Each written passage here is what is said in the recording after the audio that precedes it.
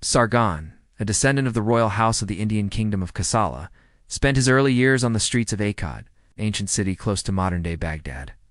Growing up around other boys his age and enjoying a few perks of being a priestess' son, his life, however, was vastly different than the one his ancestors had known for centuries.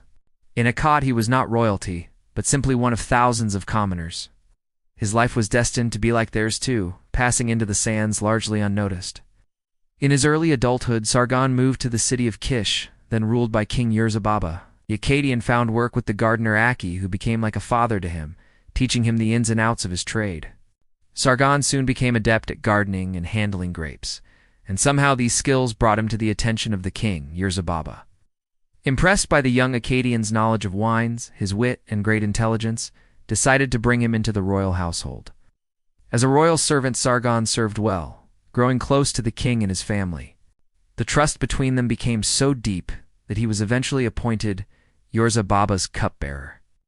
Contrary to what one may conjure up when one hears cupbearer, it was not a lowly job, but one that needed a great deal of trust and confidence, for the man needed to pour the king and his family their drinks, guarding them against poison. Sargon acted as Urchin's cupbearer for a number of years, but over time he became jealous of the king's power. He wanted it, and following a dream where the goddess Inanna appeared to him, proclaiming he could take the kingship, Sargon started plans to overthrow Urchin. How Sargon managed to overthrow his lord is unknown, the records of it lost to time, but in 2334 BC, at the age of 38, Sargon became king of Kish, making his wife a noble woman of Kish, named Tashleltum queen. By the time he rose to the throne, Sargon was the father of several children, Ramushmanashtushu and Hejuana, Shuenlil. Obashteko, almost immediately after becoming King Sargon, set out on a campaign of conquest, desiring to bring the whole of Samaria under his rule. The first city he targeted was Uruk, one of the oldest cities in the ancient Middle East, whose ruler, Lugalsagzi, put up a valiant fight but could not withstand the might of the Akkadians' army, Sargon tearing down its walls when the conquest was complete.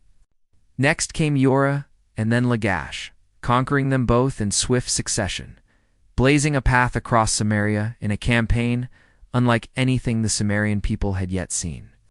In a few short years, from 2333 BC to 2331 BC, he managed to unite all of the city-states into one kingdom under his rule, establishing the Akkadian Empire. And still he was not happy. He moved up into what is today northeastern Syria and southeastern Turkey, carving out more lands for himself and his heirs, eager to leave his imprint upon the world. In all, Sargon of Akkad conquered 34 cities in his lifetime, making him the greatest conqueror in living memory. To consolidate his power and to ensure his descendants would rule after he was gone, Sargon appointed governors for each of the 34 cities he took, men who were loyal only to him. Some were sons of former kings, but far more were like Sargon himself, common men who had proven themselves by merit fit for the positions he entrusted them with. He abolished each city's laws and replaced them with a new centralized law system so as to better govern his new realm, and he made Akkadian the official language of the empire. He allowed people to speak their native tongues among themselves or in local festivals, but in official business, Akkadian was to be spoken by all, commoner and noble alike. This way, a sense of unity could be laid down. Lastly, Sargon established a standing army so that at any time if a rebellion broke out, he could quickly marshal his men and crush it. No longer would armies be called up when the need arose. Now one would always be at the ready. For his victories and his successes, the king of Akkad, a very religious man, thanked the goddesses Inanna and Ishtar. And the high god Anu, Sargon of Akkad ruled his empire until his death in 2279 BC.